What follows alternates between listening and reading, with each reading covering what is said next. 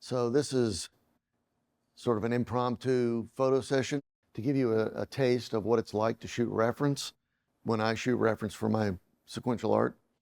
And normally I would have a storyboard to go by, my layouts and roughs. Usually I have a clip lamp that's just a 100-watt bulb with, one of those $5 clip lamps you can get at Lowe's or Home Depot, any of those places.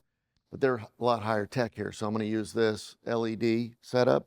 But I do normally attach my clip lamp to, say, a broom handle, so I can control the light and explore a pose while I'm stationary, and then also move around and change the light, sort of like what we discussed in the idea of like a snow globe situation. Although this has a zoom, and I'm using my iPhone, which I use quite often. I have a Canon that I shoot with also, but I found over the years, like, man, the digital phone takes great shots, and it's just easy to just shoot. And I thought I would show that. And there's simple controls.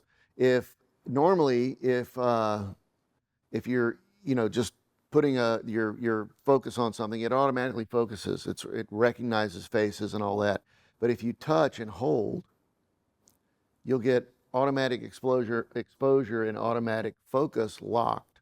And that means too that I can move around and it'll still focus, but it's stuck in a certain area. If I move too far, then I've got to refocus. But what's great about this, it's not continually trying to focus, and it's also not adjusting its exposure on the fly, which drives me insane.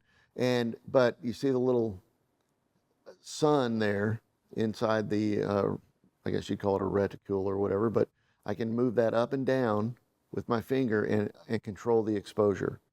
And so that way I'm controlling whether or not I'm blowing out the lights on my model, but I'm also pushing, just everything about it. I'm able to control everything. This is a nice setup. We've got a backdrop here. So we're going to have a light background, which is great because that way I'm able to see the entire silhouette of my model consistently, constantly, which is great. And so I've got this clip lamp, and that way I've got it on a broom handle, and that lets me move this around, and I can explore the lighting. Right now we've got bright lights going on, which we're going to kill. And again, I'm not working right now with layouts, so we're just having fun. So yes. All right, and see, now I can move this around, and it's a little dark, so I've got to come over here, and I'm using two hands here. Move this up. There we go, that's pretty good. But what I like are deep shadows on faces. Yeah, see, look at that.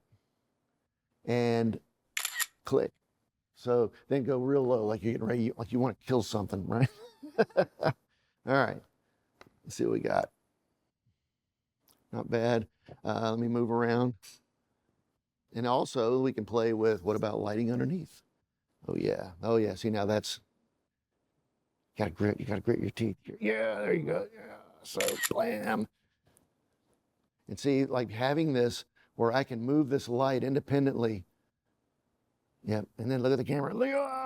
Okay, yeah. Allows me lots of control.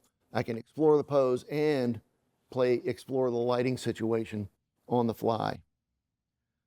A little heavy, this thing, compared to my clip lamp.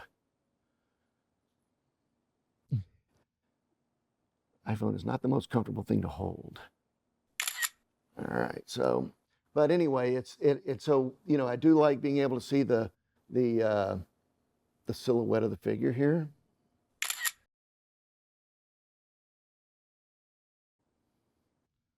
Now, actually go to one knee.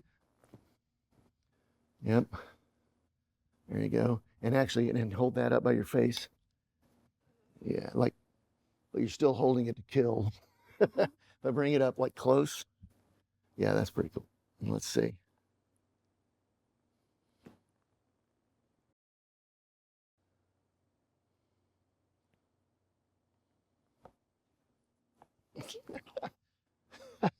There we go. Getting there.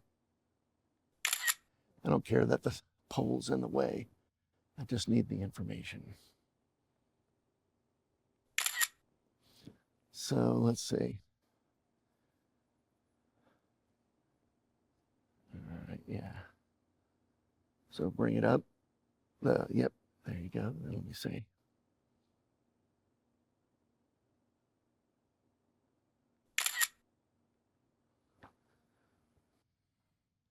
I mean, and that's really about it. I mean, it's, you know, just playing with the light, seeing what we get.